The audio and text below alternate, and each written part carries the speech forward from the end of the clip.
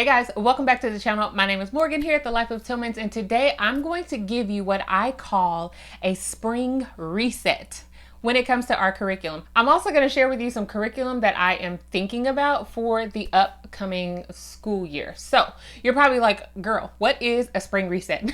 So a spring reset is just that. It is me looking at where we are on curriculum. Why do I do it? I do it because as we go throughout the year, I really do not look to see if we are on track for finishing our curriculum by a specific date, because I don't really set a date. We work every day. I set our schedule based off of the days that I already know that we're going to take off as we go throughout the year. I will link down below in the description my video where I shared our schedule and how I plan out the year. And it's not planning out the year as in we're going to do this many lessons this day, that type of thing. I simply go in on the calendar and take off days that I know we're not going to be schooling, and we work from there. So anyway, check out that video down in the description to give you a better idea. But now I'm doing a spring reset. Another reason why I'm doing it is because in the past, my girls have finished their curriculum just like at random times, usually around this time, like March, April. I don't like that. I really don't like it because it makes me feel like I'm always on the hunt for what they need to be working on next. And I don't like that. I would like a time frame to where I can say, okay, now it's time for us to start looking for curriculum for my girls, all of them at the same time. I know they're not all going to finish every single piece of curricula at the same time because they work at different paces. Sometimes one of my daughters does 2 exercises in grammar and the other one only does 1. It's all just random, but I want us to I would like to keep us in the same month.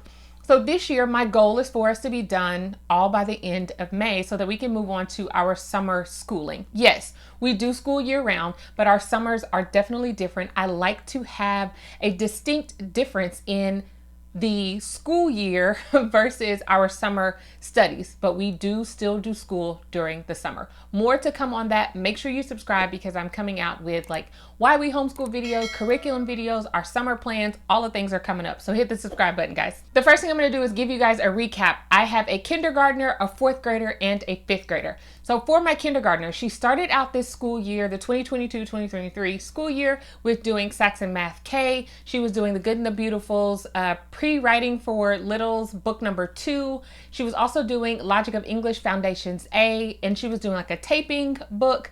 That was it. We also had like another kindergarten workbook that she would work out of randomly, but it was not something we were doing on a regular basis. So that's pretty much where her curriculum has been. She also spends a little bit of time on ABC Mouse. Stay tuned because I'm going to give you guys an updated review on the use of ABC Mouse, and you're probably going to be a little surprised. But that's her curriculum recap. When we hit December, she finished Logic of English Foundations A. She also finished Saxon Math K. She was no longer doing the typing, and she had switched her handwriting into the kindergarten Good and the Beautiful handwriting, and she was done with that as well. So when January came, we needed new things. Good thing is I was already on it. I already had Saxon Math 1. So she started that in January. We moved on to Logic of English Foundations B. That's been going great. And I found tons of handwriting resources already here within our homeschool room that she's doing for handwriting. We abandoned the taping because she outgrew it. We ran out of tape. I didn't buy any more. That was that. So that is pretty much what she's doing. We still also get in workbooks here and there, random that we have, and we just have tons of things for her to work on. Okay, now a recap for my 4th grader. My 4th grader started out using Winston Grammar's basic program. She was doing Horizons Math Level 4, Spelling with Evan Moore Level 4, Vocabulary with Wordly Wise Level 4 also, and the Good and the Beautiful's Level 4 handwriting. That's pretty much everything, I believe. Yes, that's all that she was doing. She is still doing all of those with the exception of Winston Grammar. She has switched over to Easy Grammar. Stay tuned. I'll give you all the details of how and why that happened, but she is no longer doing the Winston Grammar program. We also introduced a new vocabulary, which is the word of the day in January. So she's been alternating between that and Wordly Wise. Updates on all the things, y'all. But that's her recap. If you want to see the video where I introduced all of my girls' curriculum at the beginning of the school year, I will link those down in the description. You can also check out at the end of the video. They will be up for you to just click on, okay? Recap of my 5th grader. The start of this school year, she started out with Saxon 5-4. Even though she was going into 5th grade, started out with Saxon 5-4. She was also doing Wordly Wise Level 4. She was still doing the Good and the Beautiful's handwriting Level 4. And then we were doing spelling level 5 for her. Shortly after, she switched everything. The reason why she was still doing level 4 for everything going into the 5th grade is because she broke her finger at the beginning of 2022, and we stopped a lot of that. We did a lot of oral school with her, lots of book reading, and just kind of took it slow because it was her dominant hand, and that was a lot of writing for her to do. So she had to continue all of that through the summer. But shortly after, like into September, she was 6th grade everything. So that would be Saxon Math 6-5, spelling, Evan Moore spelling level 5, Good and the Beautiful handwriting level 5, and then she was doing easy grammar level 5 as well. She is still doing all of those things. So now, what am I doing the spring reset for? Because I want us all to hopefully finish within the month of May if possible. There are a few areas for my girls, especially my kindergartner and 4th grader, that I know we will not. My 4th grader will not be done with her easy grammar because she just started it in January. My kindergartner will not be done with her Saxon Math 1. She also just started that in January as well. She probably still will not be done with her Logic of English Foundations B because we're doing like 2, maybe 3 lessons per week. But that is okay. I'm fine with all of those areas. It's all of the other things that we're going to be transitioning into that I just want to kind of get an idea of when we're going to be done. So here is the short version, hopefully, of how I do that. I look and see where they are, meaning are they on lesson 26 of their curriculum? So an example is my kindergartner for her Saxon Math 1, she's on lesson 26. That is like a perfect example. There are 130 lessons in Saxon Math. That leaves her with 104 lessons remaining. I just simply say we're doing Saxon Math 5 days a week. We will do that until she's done with that curriculum. If she does it 5 days a week, she would finish in August, but we're not. During the summer, we're not going to do that Saxon Math 1 curriculum 5 days a week. 2, maybe 3 days a week. And it's Saxon Math 1, she's not even in 1st grade yet. So there's no rush there. But that is how I do it. So my oldest daughter is in Saxon Math 6-5, and I'm gonna give you exact numbers on her to kind of give you a better idea. Okay, so she's in Saxon Math 6-5. She has 54 days of work left. And this is between tests, lessons, and investigations, which are in Saxon Math. 54 days. So I just go down the calendar. We don't have any scheduled days off between now and the end of May, which is great. If we happen to take some, we just work those in our schedule. It's not the end of the world. But looking at the schedule, according to that, she will be done with that the last week of May, which is fine. So you factor in maybe 4 days that she doesn't do a math lesson. So we'll say, okay, the end of May, which is great. That's what I would like. I've done that with each one of my girls' curricula to give us an idea of where we're headed. This helps me, guys, to really know, when do I need to start looking for curricula? Do I need to at all? Like, I'm not worried about my kindergartner and her math. She's in Saxon Math 1. She'll be there until August or September. I can relax. Like, I don't have to worry about that. So now what I'm doing is making a list. What things do I need to look for my girls, for which one of them? And when do I need to do it? So I'm looking at pretty much May for them finishing a majority of everything that they have. I would like to have their curriculum before then. I would like it like in April. That way it's on the shelf. I've flipped through it a little bit and we're ready to go. All right, now I'm gonna share with you some curriculum thoughts, like things that we may be changing and just the process through it. For my kindergartner, I'm not considering changing anything at the moment. I like to find curriculum that is long lasting, guys, that is stable for us, that we can get into a flow with. I hate having to change curriculum all the time. I just don't like it. I feel like it just brings instability within our homeschool. Now, does that mean that I'm accepting any curriculum that comes in just because I want to be stable? No, it has to work for us. And if it does, and I really can't find any legit reasons to change, I'm not going to change.